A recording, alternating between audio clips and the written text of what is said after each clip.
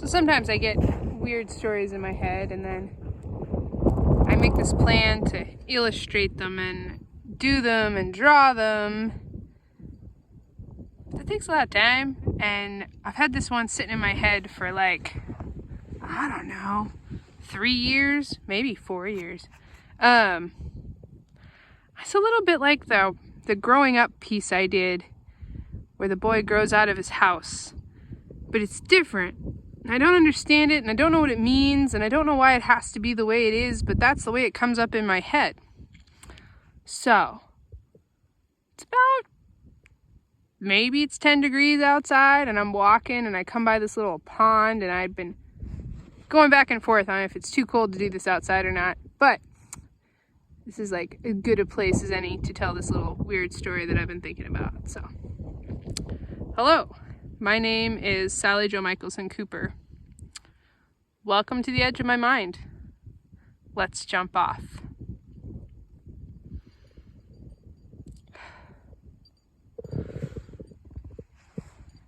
There once was a girl. This girl lived in a village. This village was in a far, far place. In a cold place. And these villagers raised these little gray sheep, and they fished out of this little gray pond. And every one of these sheep wore a bell that was its name. And every little house had a bell on it. And between the houses there were strings with bells. And from the houses to the nets and the poles there were bells. And on every little person there was bells. Because you see, no one there did see. In fact, everyone there wore a cap down to their nose. Because they would just watch the world with their ears. And that was their world, a felted world. And the houses were quiet because of the felt they made their houses. Like an igloo of wool, they had fuzzy little houses and fuzzy little sheep, and they fished in the ocean, and they traded their wool and their fish for bells. And that was their world. And in that world was this girl. And this girl started hearing something at night outside the house. And it was large, and it was big.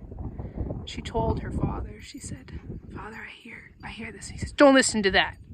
It's the Wendigo. Don't listen to it." But she could hear it, and she knew she heard it. And night after night she heard it. So, one night when she could hear it right outside the felt, she pushed her hand through the felt and she pulled open a little door and stepped outside. She could not see it, but she could hear it. She knew that it was large. And she spoke. She says, "Hello?" And the Wendigo says, "Hello." She says, "Where do you come from? Where do you go?" And he says, "You can come with me." And she reaches her hand out, and it is soft, and it is giant. And she smells, it's a rabbit. It's just a rabbit. It's just a rabbit. But as she feels, it's powerful. It's 10 feet tall, maybe 15 feet tall. He says, come with me," says the Wendigo. And she crawls upon it. And then suddenly a great gust comes and a force takes them up. And they're in flight, and she clings tightly to the Wendigo, and they fly. And she says, "What is this world?" And the Wendigo says, "You'll see." And she says, "What?" And they go to a pond, a little pond like this. And she gets off and he says, "Stand back." And she stands away from him. And then she feels a great and thunderous warmth comes from his mouth.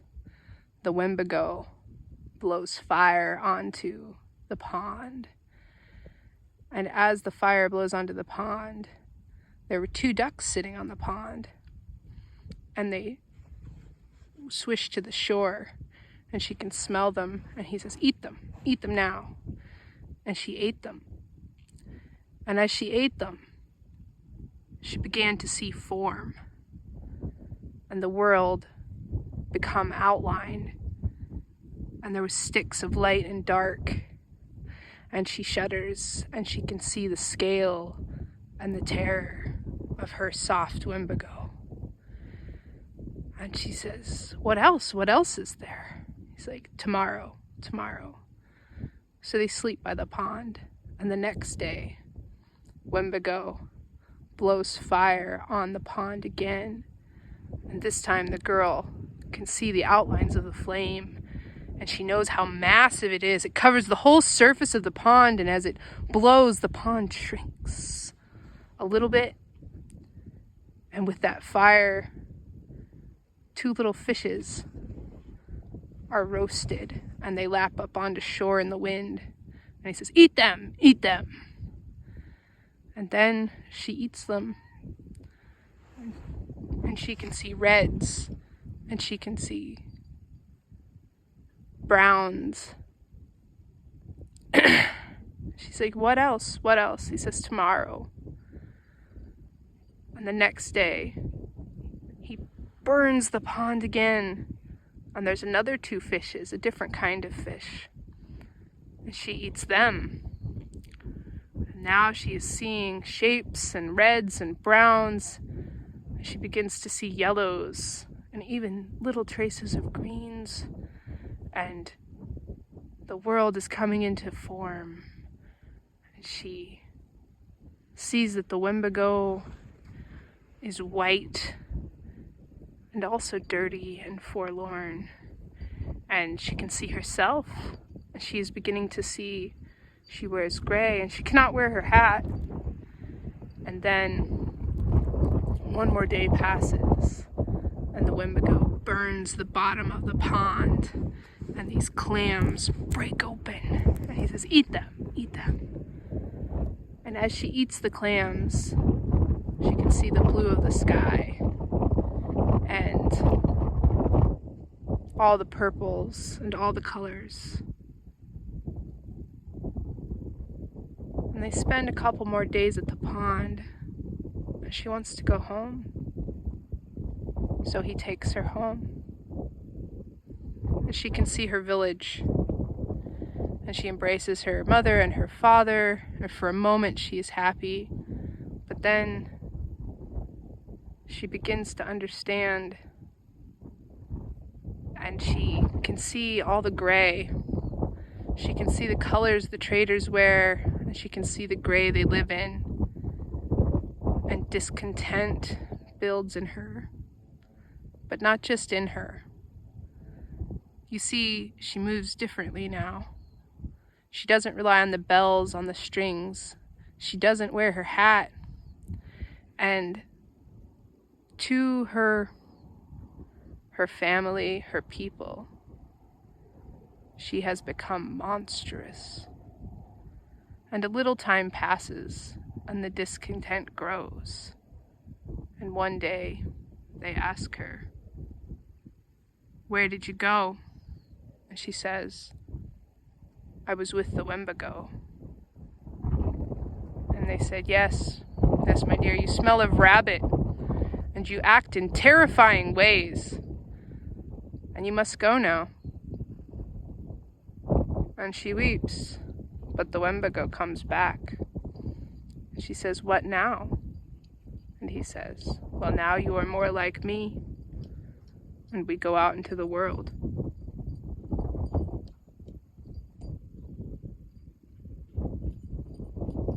And I don't know what that means. I don't know what that story is. I don't know why it comes to my mind. I don't know why what you eat changes how you see. I don't know why it had to be cold and gray. And I don't know why the Wendigo is a giant flying rabbit who breathes fire. I don't know any of those things. I just know it slipped into my mind.